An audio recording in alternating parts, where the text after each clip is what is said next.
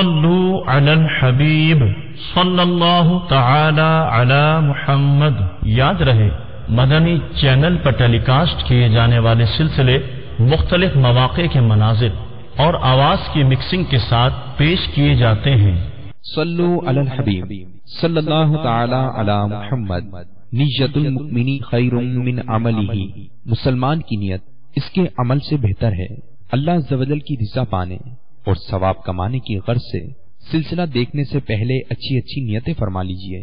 اللہ کی رضا کی خاطر علم دین حاصل کروں گا، سیکھ کر دوسروں تک نیکی کی دعوت پہنچاؤں گا، خاص خاص باتیں لکھوں گا، اول تا آخر دیکھوں گا۔ صلو علی الحبیب صلی اللہ تعالی علی محمد۔ میں مبلغ بنوں سنتوں کا، خوب چرچا کروں سنتوں کا، ہو کرم بہر خاں کے مدینہ۔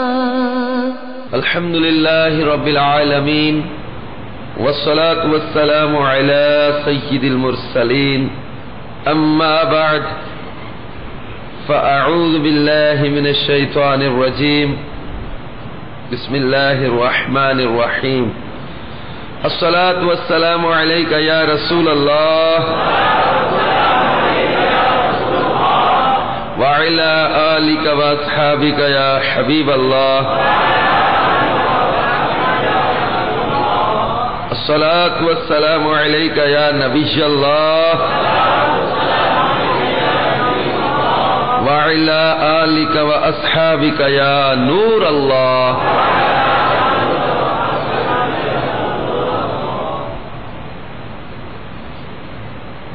نویت سنت الاعتکاف۔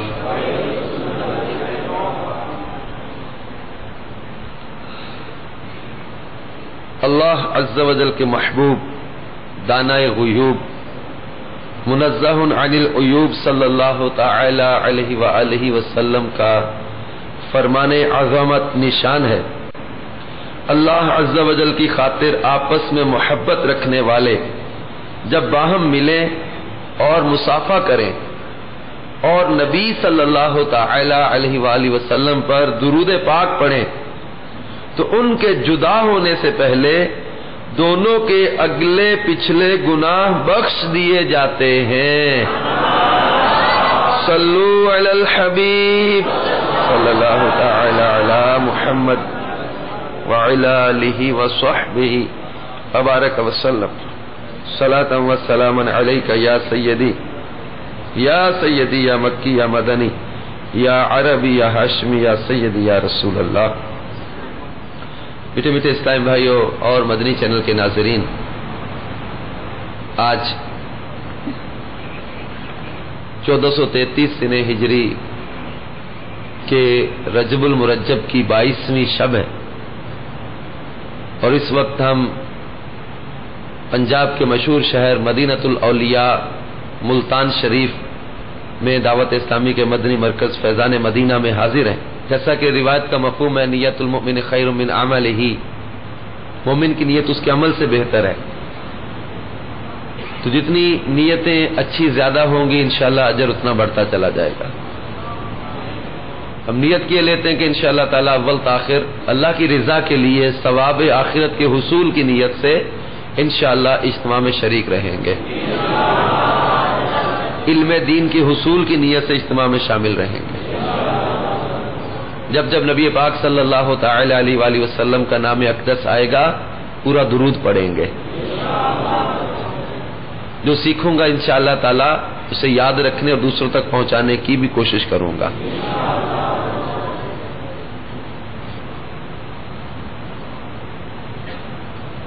میں اپنے لیے نیت کیے لیتا ہوں کہ میں اعلاء کلمۃ الحق کی نیت سے بیان کروں گا، اور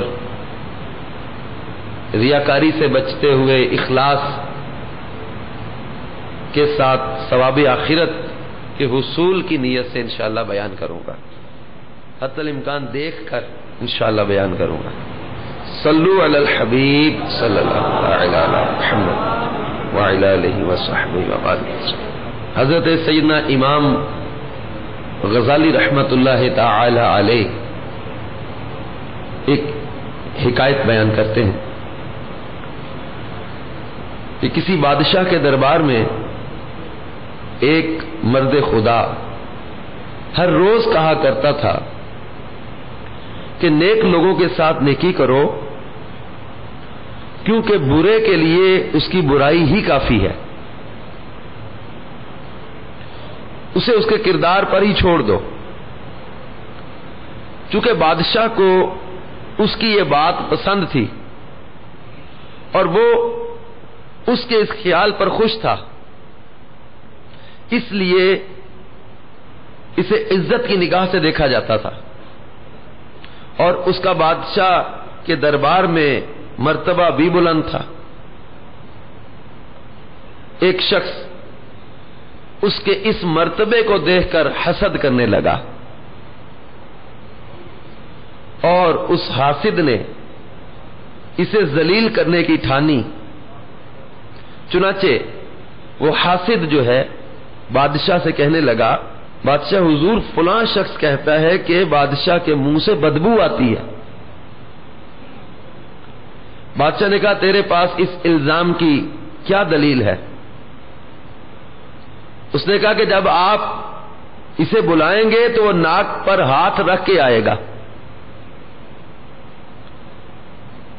پھر اس حاسد نے اس اللہ عز و جل کے بندے کو دعوت دی اور کھانے میں لہسن وغیرہ پیاز وغیرہ زیادہ کھلا دیا، یہاں تک کہ اس کے منہ سے بدبو آنے لگی۔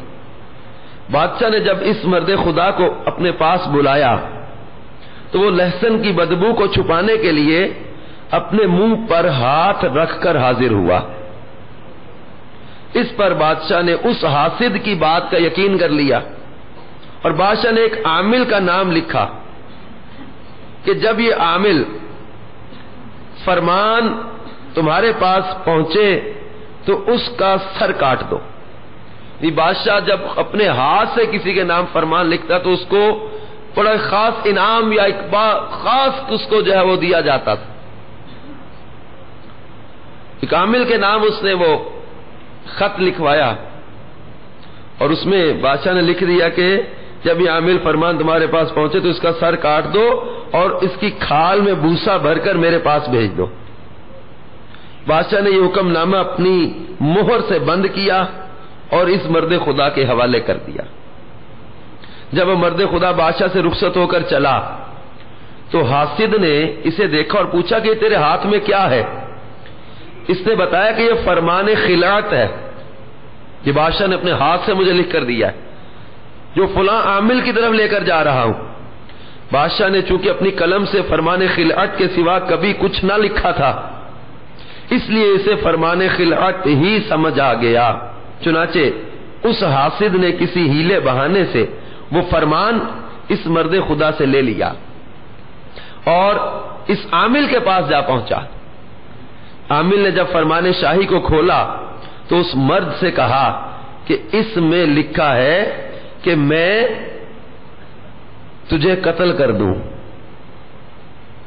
کیونکہ یہ جو فرمان لے کر آیا ہے اس کو قتل کر دو اور اس کے جسم میں بھس بھر کے بادشاہ کے پاس بھیج دو۔ حاسد اب پریشان ہوا، مصیبت و ہلاکت پا کر بولا یہ فرمان تو ایک شخص کے لیے ہے، بادشاہ سے تصدیق کر لو، اس نے میرے لیے نہیں لکھا، یہ تو فلاں کے لیے لکھا تھا۔ اس عامل نے جواب دیا کہ ہم شاہی فرمان کی دوبارہ تصدیق نہیں کرتے اور اس شخص کو قتل کر کے فرمان شاہی کی تعمیل کرتے ہیں۔ دوسرے روز جب وہ نیک مرد بادشاہ کے حضور کھڑے ہو کر حسب معمول اپنے کلمات دہرانے لگا کہ نیک لوگوں کے ساتھ نیکی کرو اور برے کے لیے اس کی برائی ہی کافی ہے۔ اگلے دن جب یہ پھر آ کر بادشاہ کے دربار میں اس نے یہی جملے بولے تو بادشاہ بڑا حیران ہوا اور پوچھا کہ وہ فرمان کہاں ہے جو میں نے تمہیں دیا تھا؟ عرض کی بادشاہ سلامت وہ تو فلاں شخص لے گیا تھا۔ اچھا، بادشاہ نے پوچھا وہ تو کہتا تھا کہ تو کہتا ہے کہ بادشاہ کے منہ سے بدبو آتی ہے۔ جب مرد خدا نے یہ سنا تو اس نے کہا کہ میں نے تو ایسا کبھی نہیں کہا. بادشاہ نے کہا کہ تو نے اس روز اپنے منہ پر اور ناک پر ہاتھ کیوں رکھا تھا؟ اب وہ نیک مرد بھی سمجھ گیا. وہ نیک مرد بولا کہ اس حاسد نے مجھے لہسن کھلا دیا تھا تو میں نے اس لیے اپنے منہ پر ہاتھ رکھا تھا کہ آپ کو میرے منہ کی بدبو نہ آئے. بادشاہ نے کہا تو واقعی سچ کہتا ہے کہ نیک کے ساتھ نیکی کرو اور برے کو چھوڑ دو، اس کے لیے اس کی برائی ہی کافی ہے. واقعی اس بد کردار کے لیے اس کے برے عمل کی سزا کافی ہے، اور اس نے اپنی سزا پا لی. میٹھے میٹھے اسلامی بھائیوں اور مدنی چینل کے ناظرین، دیکھا آپ نے کہ حسد کرنے والے کا انجام کس قدر برا ہے. واقعی کسی نے سچ کہا ہے کہ جو دوسروں کے بارے میں برائی سوچتا ہے خود اس کے ساتھ برا ہوتا ہے. میٹھے میٹھے اسلامی بھائیوں اور مدنی چینل کے ناظرین، حسد ایک ایسی بیماری ہے جو اپنے مریض کو کھوکھلا کر دیتی ہے. اللہ تبارک و تعالی قرآن مجید فرقان حمید میں ارشاد فرماتا ہے، سورۃ البقرہ آیت نمبر 109، ترجمہ کنز الایمان. بہت کتابیوں نے چاہا کاش تمہیں ایمان کے بعد کفر کی طرف پھیر دے اپنے دلوں کی جلن سے. اس آیت مبارکہ میں اللہ تعالی نے خبر دی کہ کفار نے حسد کرتے ہوئے مسلمانوں سے ایمان کی نعمت کا زائل ہونا چاہا. اور سورہ نساء میں اللہ تبارک و تعالی ارشاد فرماتا ہے، ترجمہ کنز الایمان، اور اس کی آرزو نہ کرو جس سے اللہ نے تم میں ایک کو دوسرے پر بڑھائی دی.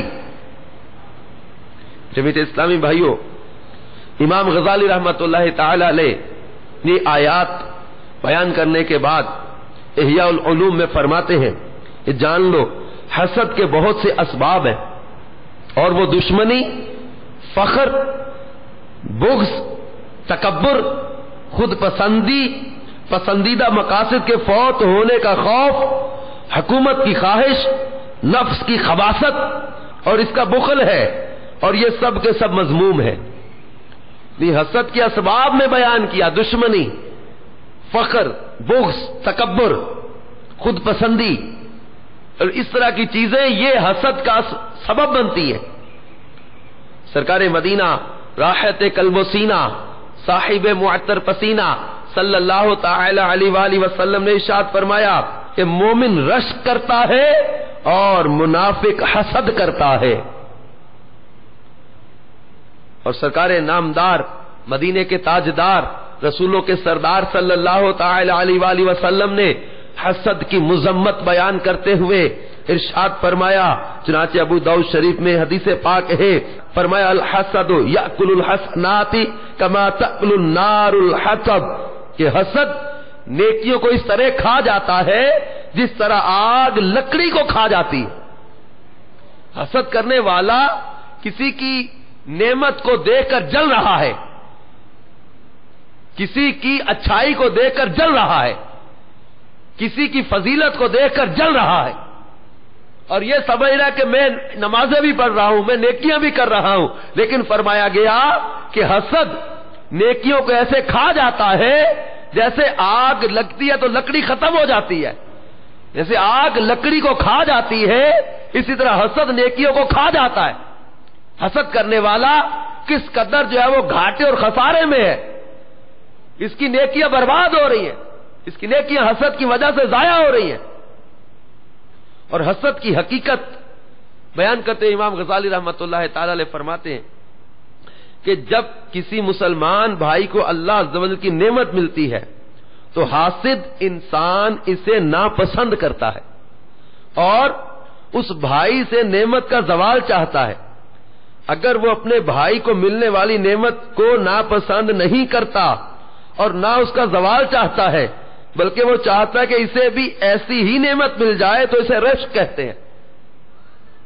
کسی کی نعمت کا زوال چاہنا، اس کی نعمت کا ضائع ہو جانے کی خواہش کرنا، یہ حسد ہے کہ یہ نعمت اسے ضائع ہو جائے، مجھے مل جائے، یہ خصوصیت اسے مل رہی ہے، یہ اسے نہ ملے، مجھے مل جائے. اب یہ حسد ہے. اور فرمایا کہ مومن جو ہے وہ حسد نہیں کرتا، رشک کرتا ہے. منافق حسد کرتا ہے. یہ میٹھے میٹھے اسلامی بھائیوں اور مدنی چینل کے ناظرین، یہ ایک ایسا مرض ہے حسد جو روحانی سکون کو ختم کر دیتا ہے. اس خبیث عادت سے بچتے رہنا چاہیے. اور اس مہلک مرض سے جو سب سے پہلے ہلاک ہوا وہ ابلیس لعین ہے. یہ ایسا مرض ہے جو سب سے پہلے شیطان کے دل میں پیدا ہوا، حسد. اسے سیدنا آدم والا نبی علیہ السلام سے حسد کیا. اللہ تبارک و تعالی نے ان کو مسجود ملائکہ بنا دیا، ان کو خلیفہ بنا دیا. اب اس بدبخت کے دل میں حضرت آدم علیہ نبی علیہ السلام کے معاملے میں حسد پیدا ہوا، اور حسد نے اس کو کس قدر برباد کیا، یہاں تک کہ یہ لعنتی ہو کر جنت سے نکال دیا گیا.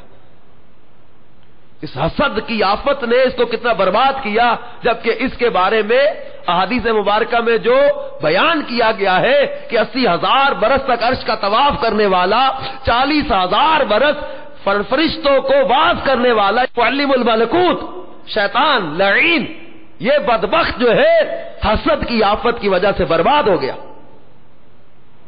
سب سے پہلے حسد شیطان نے کیا اور اللہ تبارک و تعالیٰ کے دربار سے ملعون کر کے نکال دیا گیا. حسد ایک ایسا مرض ہے کہ جو انسان اس مرض میں مبتلا ہو جاتا ہے وہ شیطانی وسوسوں میں کھو جاتا ہے. دوسروں پر اللہ کے انعام دیکھ کر برداشت نہیں کر سکتا اور خواہش رکھتا ہے کہ دوسروں کا مال و دولت اور دوسری سہولت ان سے چھین لی جائے اور مجھے مل جائے. حاسد حرام خوری، چغلی، جھوٹ بولنے اور دوسروں میں پھوٹ ڈالنے کے لیے بھی تیار ہو جاتا ہے. یہ حسد بذات خود ایک گناہ تو ہے، لیکن یہ بہت سارے گناہوں کا راستہ کھولتا ہے.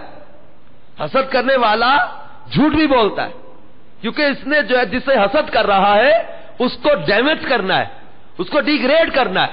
اس کے لیے بدگمانی کرتا ہے، تہمت بولتا ہے، اس کے بارے میں غیبت کرتا ہے، اس کے بارے میں چغلی کرتا ہے، اس کے اوپر جھوٹا بہتان لگاتا ہے کہ اس کو کسی طرح ڈیگریڈ کر کے یہ جو اس کو نعمت مل رہی ہے، خصوصیت مل رہی ہے، فضیلت مل رہی ہے، سہولت مل رہی ہے، اسے چھن جائے، یہ اسے محروم کر دیا جائے. تو حسد کی وجہ سے یہ کئی دیگر امراض اور کئی گناہوں میں مبتلا ہو جاتا ہے اور اس سے بغاوت اور فتنہ فساد پیدا ہوتے ہیں. چنانچہ یہ ایک ایسا مہلک مرض ہے جس دل میں پیدا ہو جائے تو بہت ساری برائیوں کی طرف وہ شخص چلا جاتا ہے. شاہ عبدالعزیز محدث دہلوی رحمۃ اللہ علیہ فرماتے ہیں جو زمین میں سب سے پہلا گناہ ہوا وہ بھی حسد تھا.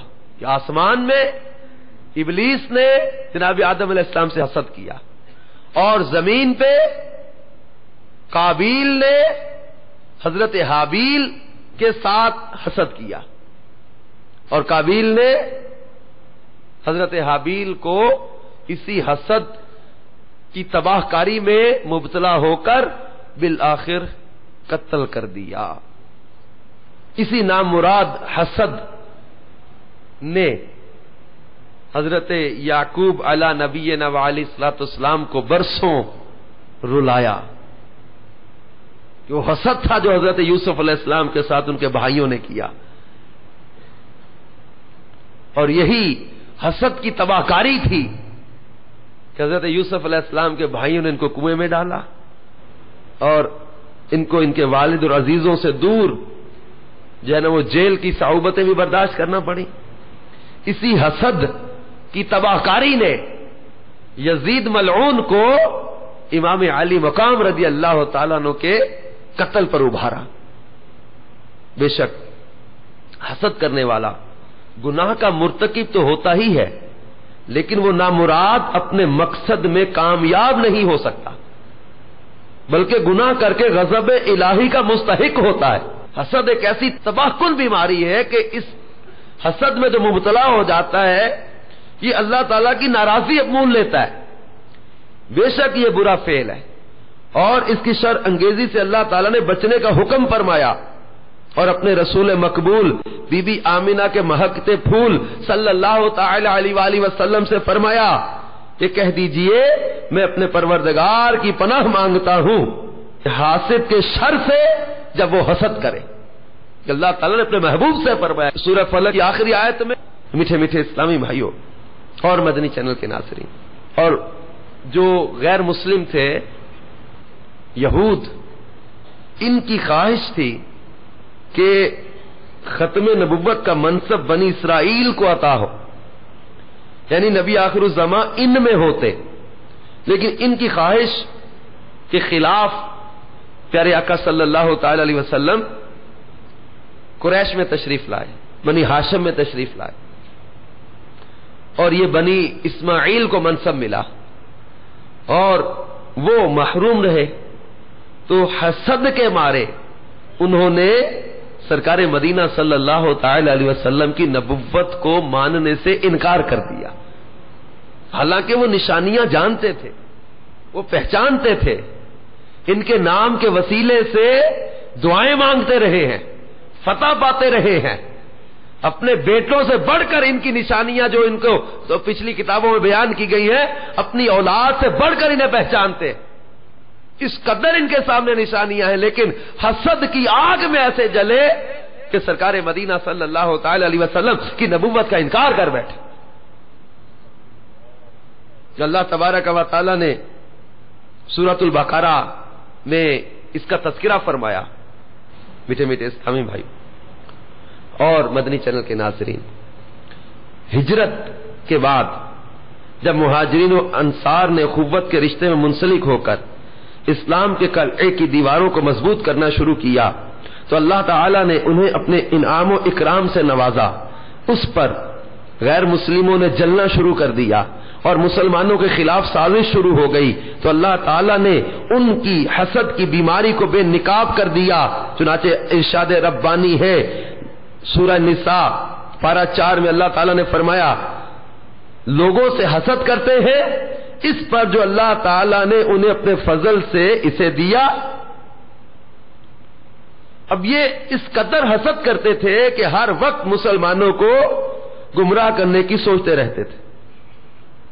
چنانچہ اللہ تبارک و تعالی ارشاد فرماتا ہے بہت سے اہل کتاب نے چاہا کہ کاش تمہیں ایمان سے پھیر کر کافر بنا دے، اپنے دلوں میں حسد کی وجہ سے ان پر حق ظاہر ہو جانے کے بعد۔ حسد کس قدر تباہ کن ہے، کس قدر تباہ کن ہے، اور پھر مسلمان ہونے کے بعد اب کوئی اگر حسد کی بیماری میں آئے تو یہ ایسی مہلک بیماری ہے کہ جو بعض اوقات ایمان کی بربادی کا سبب بن جاتی۔ علامہ جلال الدین سیوطی رحمت اللہ تعالی علیہ نے بعض علماء سے جو برے خاتمے کے اسباب بیان کیے ہیں، اس میں نماز قضا کرنا بلا عذر شرعی، نماز ترک کرنا، ماں باپ کی نافرمانی کرنا، چغلی اور حسد، یعنی یہ امام سیوطی رحمت اللہ تعالی علیہ نے برے خاتمے کے اسباب میں بیان کیا ہے کہ حسد ایک ایسا مرض ہے، حاسد کا بعض اوقات ایمان برباد ہو جاتا ہے، اس قدر یہ مہلک مرض ہے۔ میرے پیارے میٹھے اسلامی بھائیوں اور مدنی چینل کے ناظرین، حسد کرنے والے کا انجام بہت برا ہے۔ شیخ سعدی رحمت اللہ علیہ فرماتے ہیں مجھے تو حاسد پر ترس آتا ہے، یہ سمجھانے کے لیے چوٹ کے لیے ایک جملہ بولا، فرماتے ہیں کہ یہ بدنصیب یہاں حسد کی آگ میں جل رہا ہے اور وہاں دوزخ کی آگ میں جلے گا، اسے خسارے ہی خسارے میں ہے۔ آج لوگوں کی نعمتیں دے دے کر جل رہا ہے، آج لوگوں کو اچھائی پہ دیکھ دے کے جل رہا ہے، آج لوگوں کو فضیلت میں دے کے جل رہا ہے، کسی کا اچھا مکان دیکھ کے جل رہا ہے، کسی کی اچھی گاڑی دیکھ کر جل رہا ہے، کسی کا اچھا لباس دیکھ کے جل رہا ہے، کسی کی جو ہے وہ اچھی آواز میں نعت پڑھتا ہے اس سے حسد کر رہا ہے، کسی کے بیان سے حسد کر رہا ہے، کسی کی تلاوت سے حسد کر رہا ہے، کسی کے انداز سے حسد کر رہا ہے، کسی کے مال سے حسد کر رہا ہے، کسی کی دنیاوی جہاز سے حسد کر رہا ہے، اس کی نوکری، اس کے منصب، اس کی اپروچ، اس کے سورسز، اس وجہ سے حسد کر رہا ہے. حتیٰ کہ آج حسد کی بیماری اس قدر عام ہو گئی، کسی کے پاس اولاد نہیں اور کسی کے بیٹا ہو جائے اس سے حسد کرتے. بولو اس قدر یہ مرض عام ہو گیا کہ کسی طرح یہ اسے نعمت نہ ملے مجھے مل جائے، اسے یہ حاصل ہو مجھے حاصل ہو جائے. اس قدر حسد عام ہوتا چلا جا رہا ہے. اور یہ خسارہ ہی خسارہ ہے کہ آج حسد کی آگ میں جل رہا ہے. کسی کے مال کو دیکھ کر جلتے رہنا، حسد کرتے رہنے سے ہوگا کیا؟ خود کو جلا رہا ہے حسد کی آگ میں، اور یہ حسد اس کی نیکیوں کو کھا رہا ہے، اس کی نیکیاں برباد ہو رہی ہیں. اور اگر اللہ ناراض ہوا، اس کے محبوب روٹھ گئے اور حسد کے گناہ کبیرہ کی وجہ سے ایمان برباد ہو گیا، تو پھر جہنم کی آگ میں جلنا اس کا مقدر. یہ میرے پیارے میٹھے اسلامی بھائی، حسد ایک ایسی بیماری ہے جو انسان کے دل میں وسوسے پیدا کرتی ہے، جس سے بھائی بھائی کا، دوست کا گلا کاٹنے کے لیے تیار ہو جاتا ہے. اس شیطانی مرض کے اسلام میں کس قدر نقصانات ہیں آج کسی سے ڈھکے چھپے نہیں. پیارے آقا مدینے والے مصطفیٰ صلی اللہ تعالی علیہ وسلم نے ارشاد فرمایا، پہلی امتوں کی بیماری تم میں سرایت کر چکی، وہ بیماری حسد و بغض ہے. یہ مونڈنے والی ہے. میں یہ نہیں کہتا کہ بالوں کو مونڈتی ہے، لیکن یہ دین کو مونڈتی ہے. حاسد اپنے حسد کی وجہ سے اپنی نیکیوں کو برباد کر لیتا ہے، کیونکہ وہ اپنے حسد کی بنا پر دوسروں کی حق تلفی کی کوشش کرتا ہے، دوسروں کے مال و دولت، جاہ و جشن پر ڈاکہ ڈالنے کی کوشش کرتا ہے، چغل خوری، غیبت سے شر انگیزی کرتا ہے، فسق و فجور کی بنیاد رکھتا ہے. اللہ تعالی ایسے نامراد سے ناراض ہو کر اس کی نیکیاں ضائع فرماتا ہے. اور قیامت کے دن حسد کی نیکیاں، حاسد کی نیکیاں محسود کو دے دی جائیں گی. اس طرح حاسد اپنی نیکیوں سے محروم رہ جائے گا. حاسد اپنے دل کی جلن کو دور کرنے کے لیے دوسروں کی حق تلفی کرتا، فسق و فجور کا مرتکب ہوتا ہے. اس لیے وہ اس قابل نہیں کہ وہ جنت کی نعمتوں سے اللہ تعالیٰ اسے کچھ دے، بلکہ اس کی برائی کے عوض اسے آگ میں ڈالا جائے گا تاکہ اس کے دل کی جلن اسے دوزخ کی آگ کا مزہ چکھائے. میٹھے میٹھے اسلامی بھائیوں،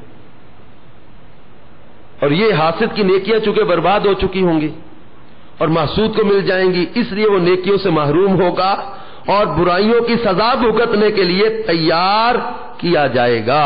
سرکار مدینہ راحت قلب و سینہ صلی اللہ تعالی علیہ وسلم کا فرمان عبرت نشان ہے کہ 6 گروہ حساب سے 1 سال پہلے دوزخ میں جائیں گے. امیر حکام ظلم کی وجہ سے، عرب تعصب کی وجہ سے، دہقان تکبر کی وجہ سے، سوداگر خیانت کی وجہ سے، گنوار نادانی کی وجہ سے، اور علماء حسد کی وجہ سے.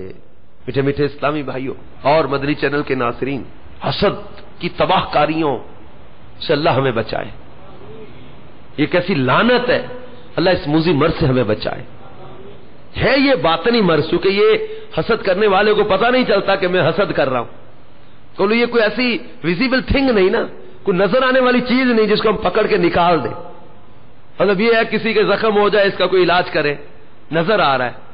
اب یہ ایک اندر مطلب قلبی جو ہے نا وہ خباثت ہے، تو اللہ ہمیں سے بچا لے. اس ضمن میں آئیے ایک حدیث پاک سنیے. حضرت انس رضی اللہ تعالیٰ عنہ سے روایت ہے، فرماتے ہیں کہ ایک دن سرکار مدینہ راحت قلب و سینہ صلی اللہ تعالی علیہ وسلم کی خدمت میں حاضر تھا کہ آپ نے ارشاد فرمایا جنتی شخص آنے والا ہے. اتنے میں ایک انصاری آیا جس کے بائیں ہاتھ میں جوتیاں تھیں اور داڑھی سے وضو کا پانی ٹپک رہا تھا. دوسرے روز بھی آپ نے یہی فرمایا کہ وہی شخص آنے والا ہے. اسی طرح تیسرے روز بھی یہی ارشاد فرمایا کہ وہ آدمی آنے والا ہے, جنتی شخص آنے والا ہے.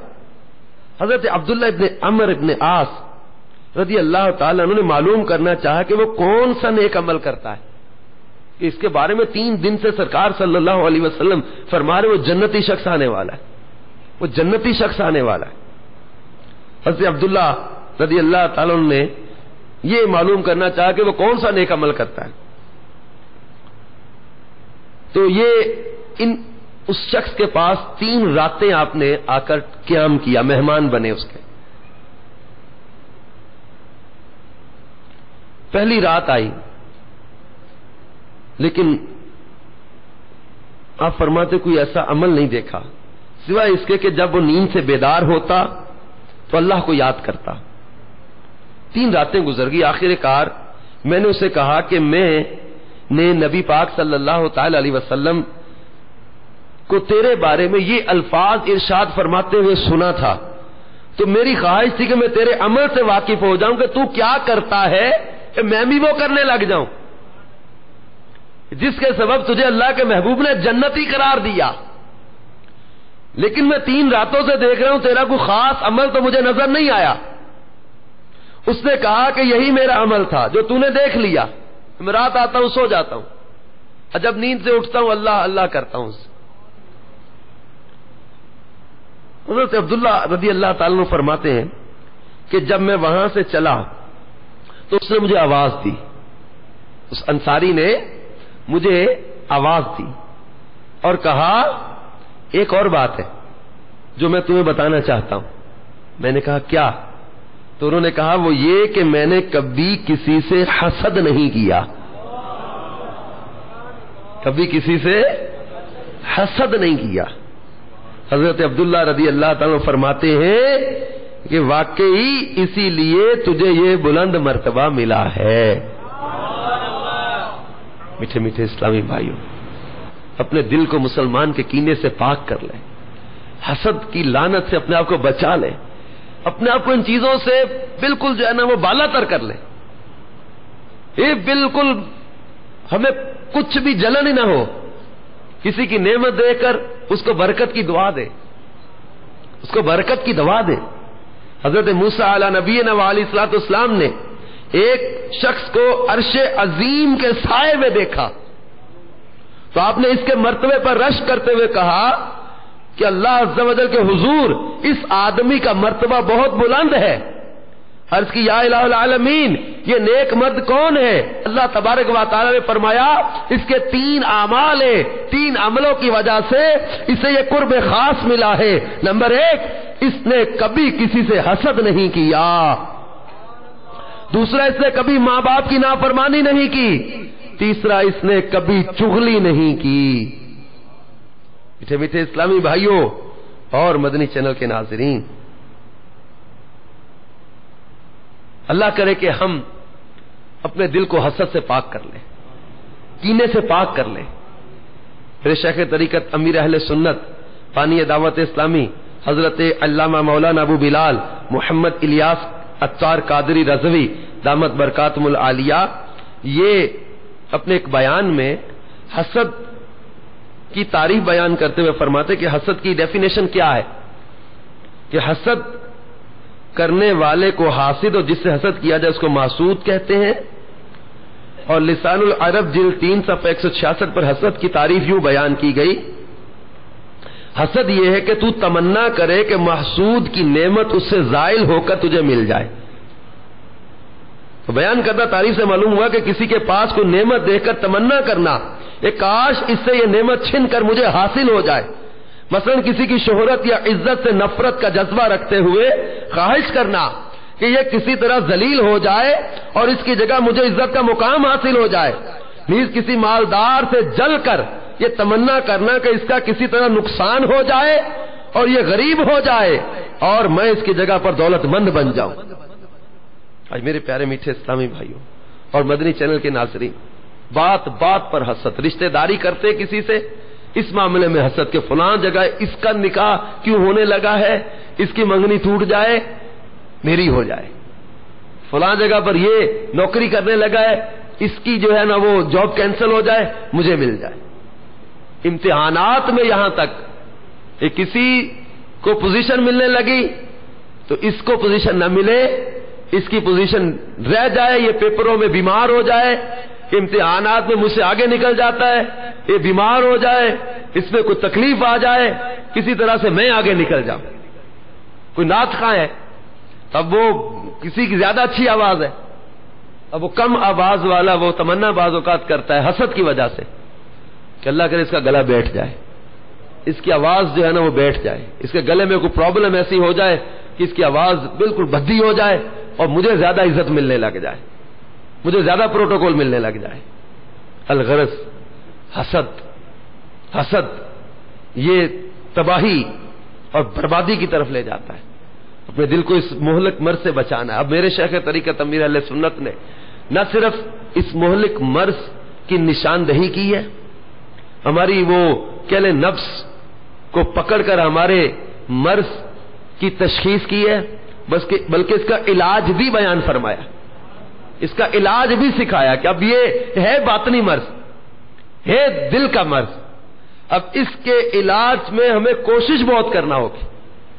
آئیے اس ولی کامل کے عطا کردہ علاج پر ہم توجہ کریں کہ حسد سے کیسے بچا جائے، کیونکہ یہ ہے بڑا خطرناک مرض نا، ہے بہت خطرناک۔ کیونکہ پیارے آقا مدینے والے مصطفیٰ صلی اللہ تعالی علیہ وآلہ وسلم نے ارشاد فرمایا تھا کہ اے مسلمانوں، ایک حدیث پاک ہے جس کا مفہوم ہے پیارے آقا صلی اللہ تعالی علیہ وسلم فرماتے ہیں، اے مسلمانوں یہ خیال رکھنا کہ تم میں وہ منحوس چیز پیدا نہ ہونے پائے جس کے باعث تم سے پہلے کتنی ہی امتیں برباد ہو چکی ہیں، اور وہ چیز حسد اور عداوت کہلاتی ہے۔ اور قسم ہے مجھے اس خدا کی جس سے قبضہ قدرت میں محمد صلی اللہ تعالی علیہ وسلم کی جان ہے کہ تم اس وقت تک بہشت میں ہرگز داخل نہ ہو پاؤ گے جب تک کہ تم ایک دوسرے سے دوستانہ محبت نہ رکھو گے۔ اور آؤ میں تمہیں یہ بھی بتا دوں کہ محبت کا جذبہ پیدا کیوں کر ہو سکتا ہے۔ اب حسد کا علاج حدیث پاک میں بیان کیا جا رہا ہے۔ محبت کا جذبہ پیدا کیوں کر ہو سکتا ہے؟ سو اس کا سیدھا سا طریقہ یہ ہے کہ جب بھی ایک دوسرے سے آمنا سامنا ہو تو اعلانیہ نمایاں طور پر ایک دوسرے کو سلام کیا کرو۔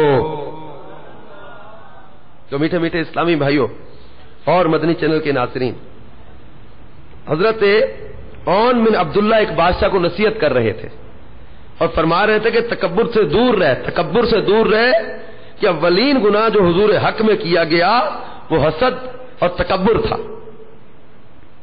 اور حسد سے دور رہ کہ انسان کے ہاتھوں انسان کا خون پہلی بار حسد ہی کی وجہ سے بہایا گیا تھا۔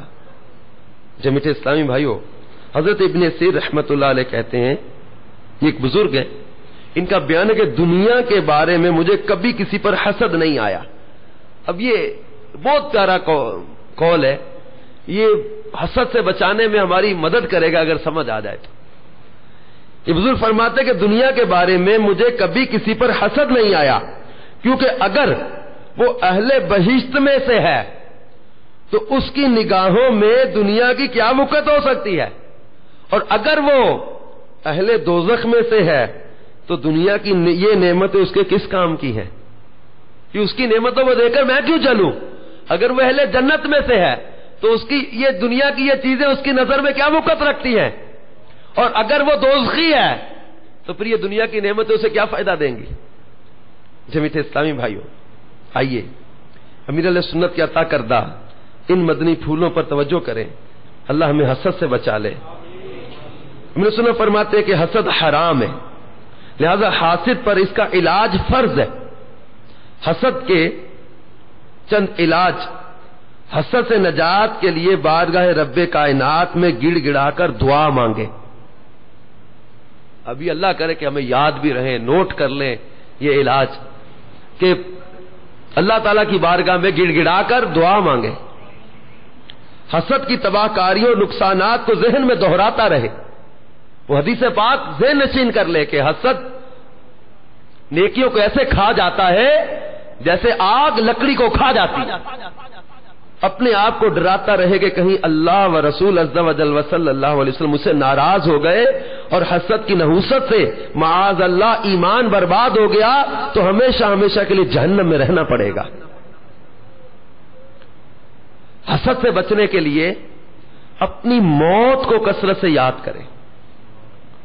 مسند امام احمد میں حضرت سیدنا ابو درداء رضی اللہ تعالیٰ عنہ سے روایت ہے کہ جو موت کو کثرت کے ساتھ یاد کرے اس کے حسد اور خوشی میں کمی آ جائے گی۔ جو موت کو کثرت سے یاد کرے، اور حسد سے بچنے کے لیے اپنے سے زیادہ نعمتوں والے کے بارے میں سوچنے سے بچے، کیونکہ اپنے سے زیادہ نعمتوں والے کے بارے میں سوچنے سے اکثر احساس کمتری پیدا ہوتا اور پھر اس سے حسد جنم لیتا ہے۔ لہذا ابن ماجہ شریف کی حدیث پاک کو حرز جاں بنا لے۔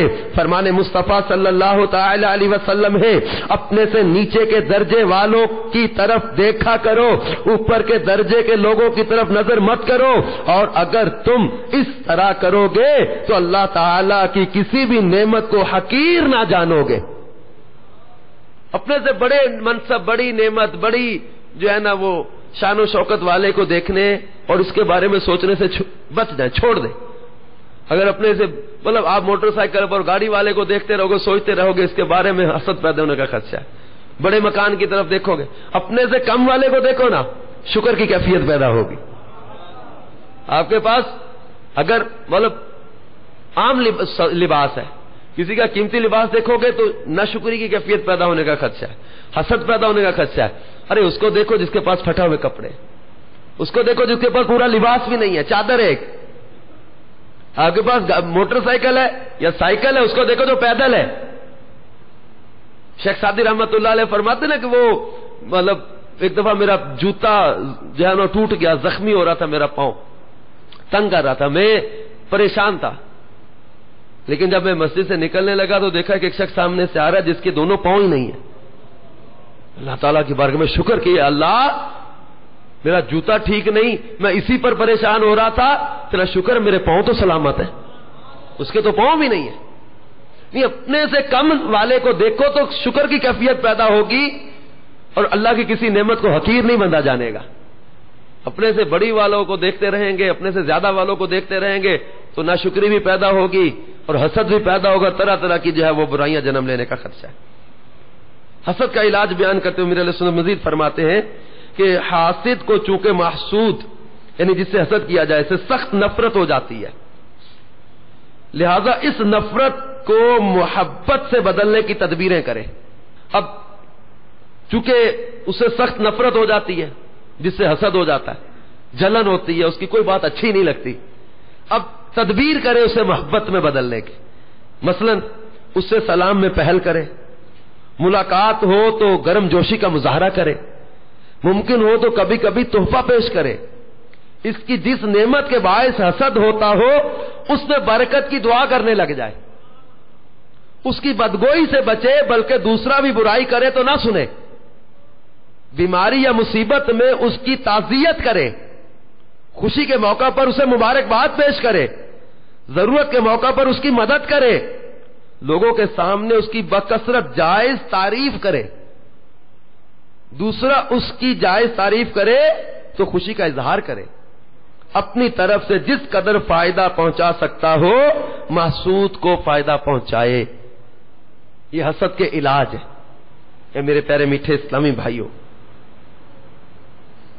حجت الاسلام حضرت سیدنا امام غزالی رحمت اللہ تعالی علیہ احیاء العلوم جلد 3 میں فرماتے ہیں اگر تم اپنے ظاہر کو بھی حسد سے روک دو اور دل میں پیدا ہونے والے جذبہ حسد کو بھی ناپسند کرو اور دوسروں سے نعمت کے زوال کی دل میں پیدا ہونے والی تمنا کو بھی پسند نہ کرو، یہاں تک کہ اپنے نفس پر بھی اس سبب سے غصہ کرو، تو تم نے اپنے اختیار کے مطابق اپنی ذمہ داری پوری کی۔ یعنی اتنا کر چکنے کے بعد مجبوراً پیدا ہونے والے حسد کا گناہ نہیں ملے گا۔ میرے میٹھے پیارے اسلامی بھائیوں اور مدنی چینل کے ناظرین، حسد اور دیگر کئی طرح کے گناہوں کے علاج کے لیے سنتوں کی تربیت کے مدنی قافلوں میں سفر کا معمول بنا لیں۔ حسد اور دیگر کئی گناہوں سے انشاءاللہ تعالی چھٹکارا ہو جائے گا۔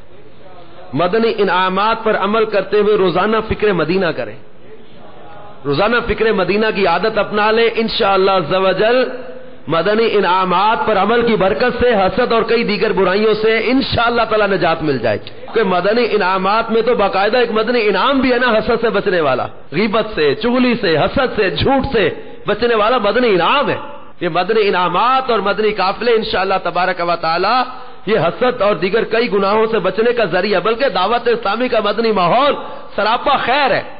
دعوت اسلامی کا مدنی ماحول یہ گناہوں سے بچاتا اور نیکی کے راستے پر چلاتا ہے۔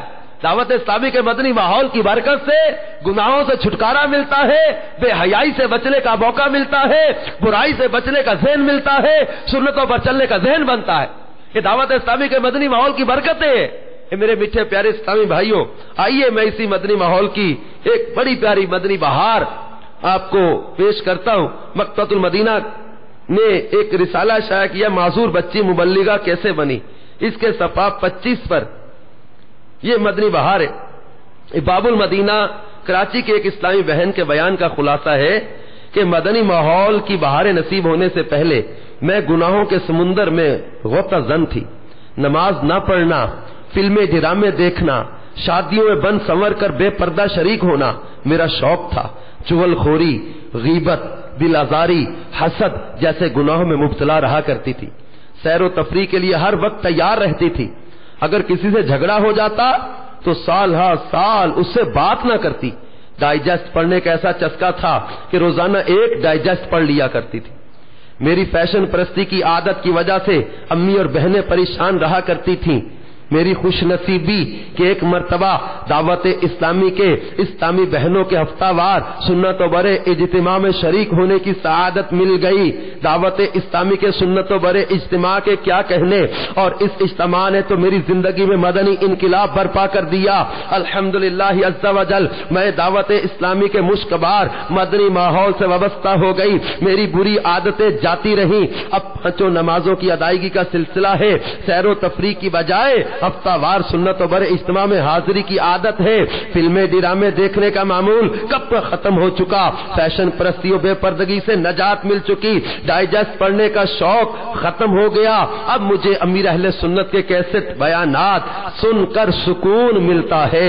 الحمدللہ عز و جل امیر اہل سنت کے عطا کردہ مدنی انعامات کی برکت سے زبان کا قفل مدینہ نصیب ہو گیا۔ غیبت اور چغلی سے پرہیز کی عادت پڑ گئی۔ نگاہ مرشد کے صدقے دعوت اسلامی کے مدنی کام کا ایسا جذبہ نصیب ہوا کہ مدنی کام کم ہونے کی صورت میں شدت غم و افسوس سے آنکھوں سے اشکوں کے دھارے بہ نکلتے ہیں۔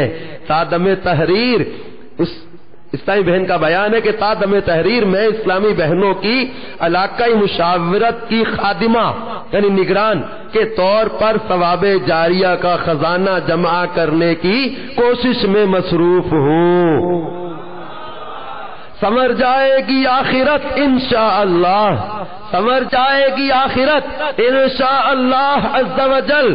تم اپنائے رکھو صدا مدنی ماحول۔ میٹھے میٹھے اسلامی بھائیوں اور مدنی چینل کے ناظرین، آپ بھی دعوت اسلامی کے مدنی ماحول سے ہر دم وابستہ رہیے۔